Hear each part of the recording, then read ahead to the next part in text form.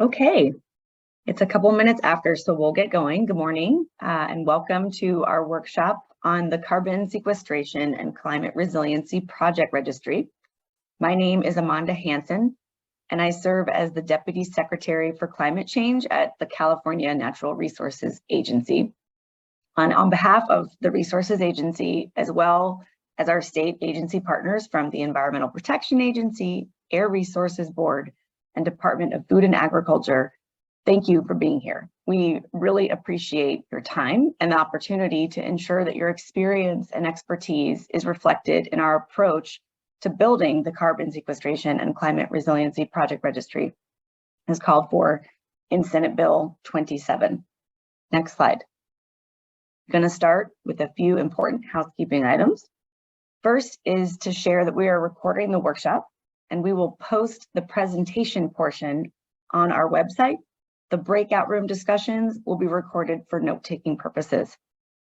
Second, if you would like to access auto-generated captions for the presentation, please click on the CC Live transcription icon in the Zoom taskbar.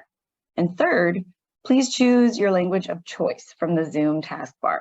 You click the interpretation button, which is the globe icon, to begin your interpretation.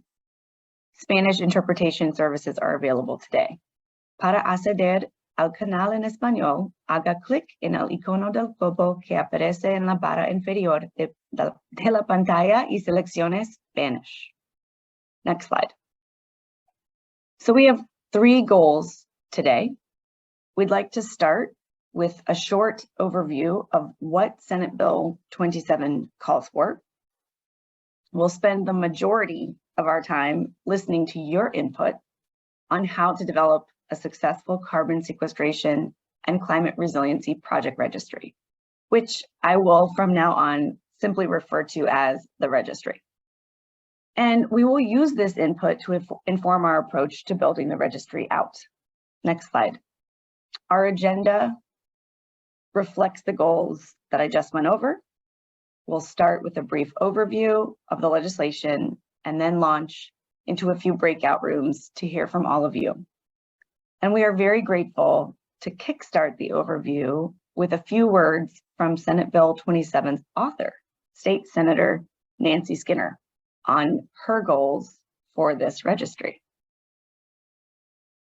Hi, I'm State Senator Nancy Skinner. My bill, SB 27, is why California is now establishing a state registry for natural and working lands carbon sequestration projects. The severity of our climate crisis requires us not only to drastically reduce emissions, but also to hold or store the carbon that has already been released into the atmosphere. But fortunately, nature has some great solutions. Forests, wetlands, healthy soils, those all naturally hold or sequester carbon. And if we act to maximize these natural carbon sinks, we are protecting the climate. Such projects can also make our coasts more resilient to sea level rise, our forests more resilient to wildfires, and our ag lands more resilient to drought. So many private companies, a lot of whom are based in California, are now making pledges to go carbon neutral. So why not let them make their investments in carbon neutrality in projects right here in California?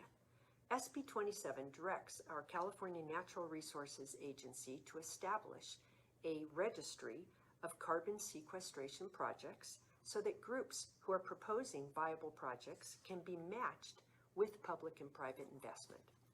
And a good registry is also going to need new monitoring and reporting rules that are stronger than those that are required in a voluntary market.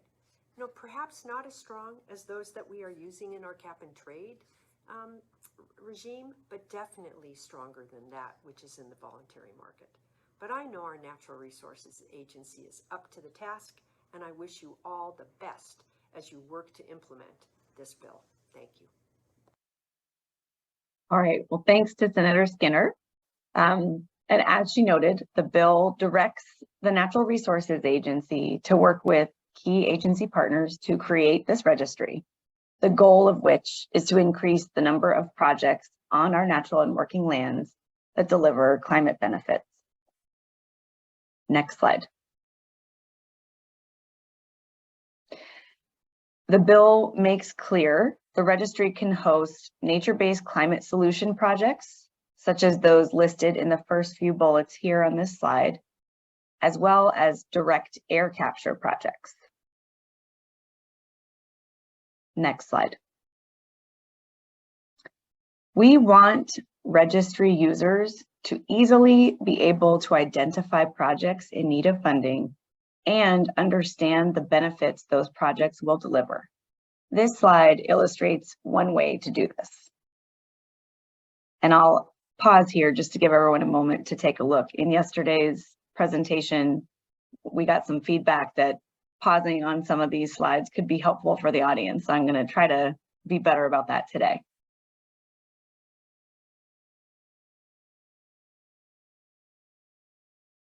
Okay, next slide.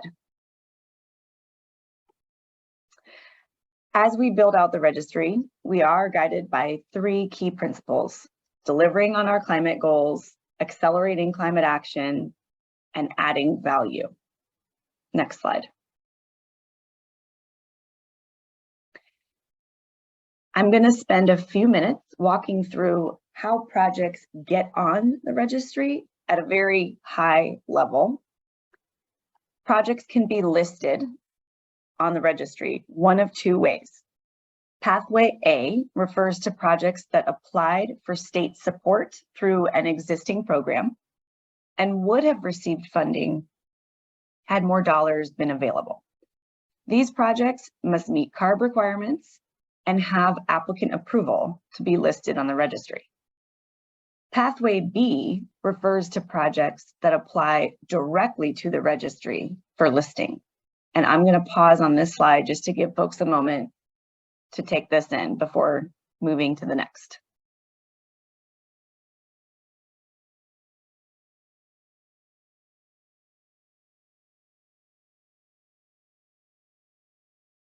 Okay, next slide. The statute includes minimum criteria for projects that get listed on the registry through Pathway B.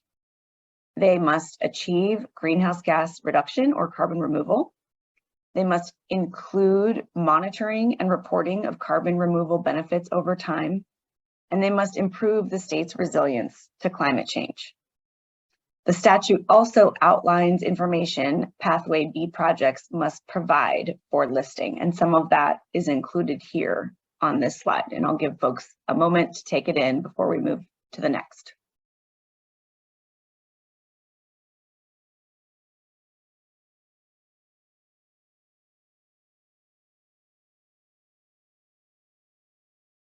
Okay, next slide. This is another one that I'd like to leave the slide up for a minute for everyone to just read the 4 different boxes. The bill includes a few overarching project listing requirements that apply to all projects, regardless of pathway, to be listed on the registry. And they're summarized here on this slide. So I'd like to give everyone just a moment to review them because they're important for awareness as we move forward in today's workshop.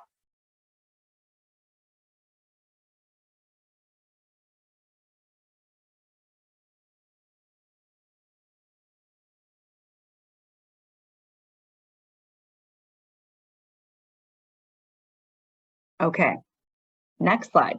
So now a project has successfully completed Pathway A or Pathway B and is listed on the registry.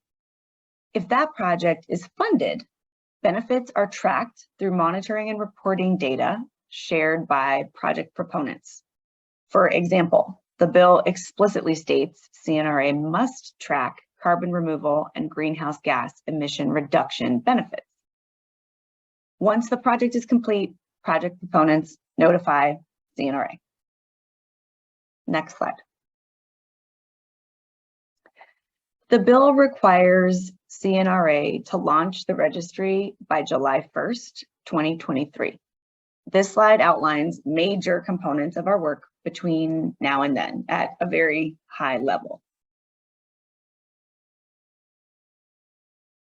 Next slide. So this concludes our brief summary of what Senator Skinner's bill requires of us. And now we're going to transition to the listening session portion of our workshop. Next slide. We will be using the Zoom breakout room feature to gather your input on the themes you see on the slide. You will have the choice to join one or more of the 5 breakout rooms. If you wish to provide your input in Spanish, please stay here in the plenary room. The breakout rooms correspond to the numbers and themes listed on this slide. We prepared and posted discussion questions, but also welcome any other feedback you might have on the registry development. If you want to provide general feedback, please feel free to go into any room and just let the facilitator know. You are able to move about the breakout rooms freely to provide input on the themes in which you are interested. To provide your comment within the breakout room, please raise your hand, or you are welcome to share your comment in the chat. We respectfully request that you stay under 3 minutes in the first comment that you make in order to give everyone who'd like to comment verbally the time and space to do so. And once you are finished providing feedback, you can leave the workshop. We will not be reconvening as a large group. So we thank you so much for joining us and really are very grateful for the opportunity to get your input on these questions and any other thoughts that you may have. So we're going to transition over into the breakout rooms now, and thank you all.